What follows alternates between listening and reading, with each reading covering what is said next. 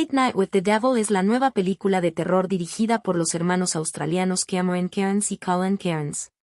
Una especie de fan footage de un programa de entrevistas de televisión en los 70s, en el que se iban a tratar temas paranormales. Aprovechando la noche de Halloween intentarán comprender cosas inexplicables. Para ello llevan a especialistas en estos fenómenos.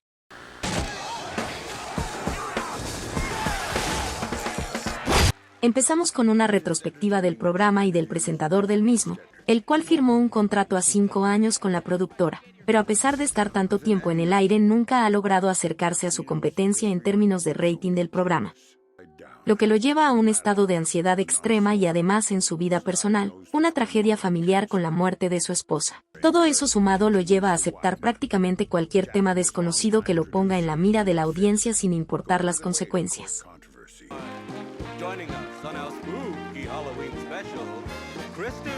Entre los invitados se encuentra un psíquico que anda de gira por el país y durante su presentación en el show intenta conectar con el más allá, pero en un momento dado se encuentra con una fuerza que él no conoce y que incluso lo enferma.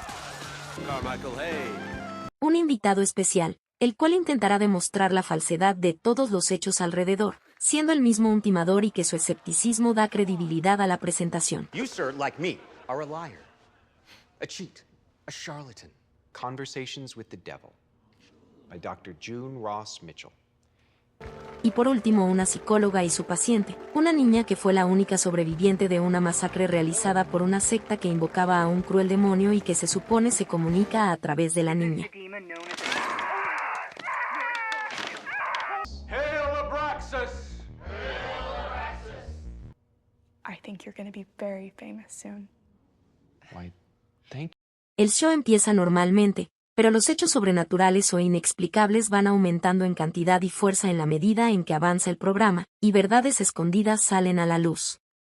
La película confronta la idea de la posibilidad de lo sobrenatural avalada por el razonamiento de uno de los personajes quien es el que aterriza la idea. Sin embargo, en estos ámbitos no hay respuestas concretas y su final ambiguo y aterrador permite que sea el espectador quien decida qué sucedió esa fatídica noche. Los directores logran conjugar esos aspectos relevantes del cine de terror clásico con la paciencia que permite sumergir al espectador en la historia.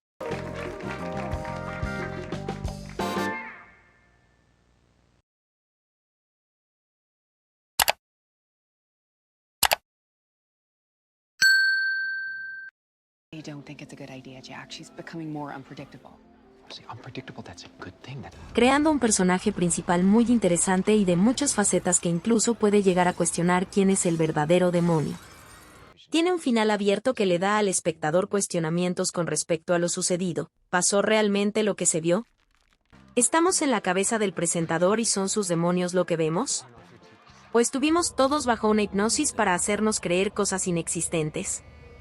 Late Night with the Devil logra ubicarse entre las mejores películas de posesiones, entre ellas, El Exorcista, El exorcismo de Emily Rose, El último exorcismo. Es bastante difícil sobresalir por ser un subgénero del terror bastante repetitivo, monótono y basado en clichés, pero esta película es una propuesta audaz, inteligente e inquietante.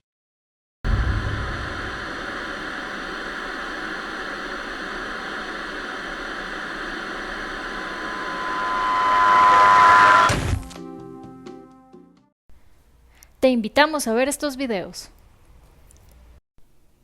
Suscríbete a nuestro canal, dale like y comparte.